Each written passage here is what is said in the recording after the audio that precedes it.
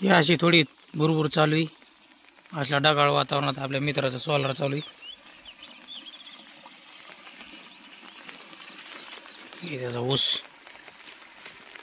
ऊसाला पाणी लावायला चालू आहे त्याचं. आपण जाऊ त्याच्याकडं.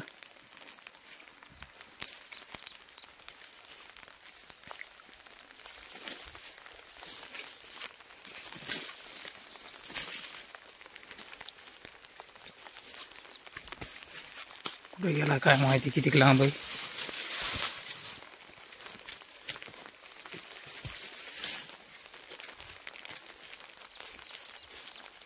यार कुठं आहेस? ते बघा तिकडं पाणी लावतोय.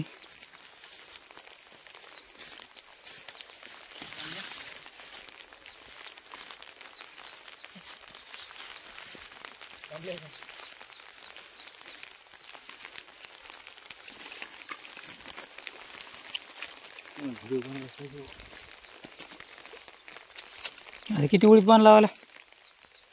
2-3 बघा कोर त्याचं.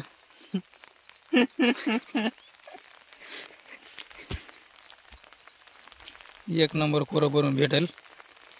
कोणाकोण बनिलस? लांबून आलंय म्हणताय. चोरीला जात नाही म्हणताय. कोणाकोणी चोरून नेत नाही.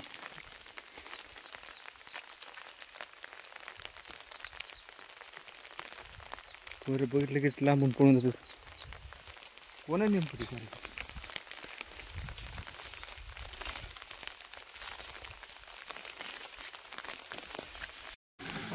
असल्या पावसाच्या वातावरणात मला काय ते गरम खावं म्हणून खिचडी घ्यायला लागलो. ते करायला लागलो. हे आमचे मित्र आहेत दुकानदार. पैसे असले नसले सामान हे आपले मित्र नितीनराव मुत्या बाबा आमच्या गलीचे. खिचडी खायचं ना त्यांना. त्यांनी तर जोर धरला म्हणले असलं वातावरण चांगलं आहे म्हणले खिचडी भजे करू. हे आमचे मित्र जेजुरीला पंढरपूर वार येऊन आलेत म्हणून आंघोळ नाही केली. हे म्हणले तिथूनच आलो म्हणले मी गोदावरी नदीतून आंघोळ करून. 4-5 दिवस नाही केले तरी जमले म्हणते. चला करतो, लागतो खिचडीच्या कामाला. खिचडीचं सामान घेऊन चाललो आता राहणार. हे आचार्य आणलेत. या आचार्याबद्दल आमचे मित्र बोलतील. कुठून आणलेत, कसे आणलेत, त्यांच्या मागं काय काय काम होते तरी आणलं आज. आचारी बोला कुठून आणले यांना? आचारी मंगळूरच्याच येतं.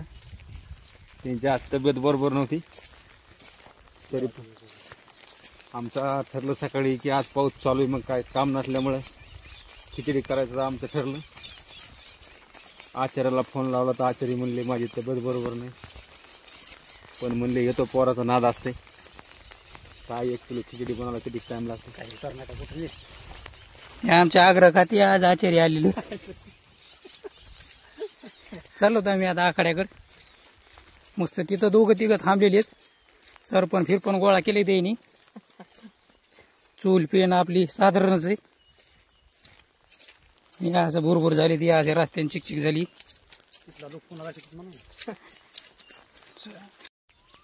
आलो कोट्या आचार्य म्हणले मिरच्या लागते, थोड्या मिरच्या गेलो थोड्या. ह्या आपल्या शेतातल्या मिरच्यात. आचार्याचा लय ना मिरच्या लागत आहेत म्हणून.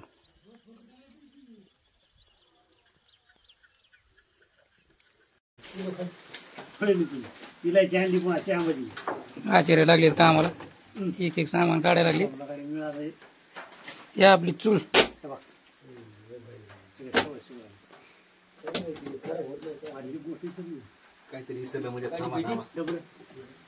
नाही आचार्य काडी पेटी घेतली ना आपण. काडी पेटी बम यायला लागली. आपल्या थोडकच पण आणून थोडं खिचडी टाकून खिचडी टाकली.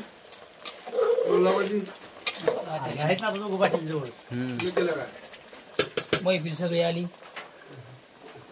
पावसा पाण्याची जमलेत. गप्पा गोष्टी चालू.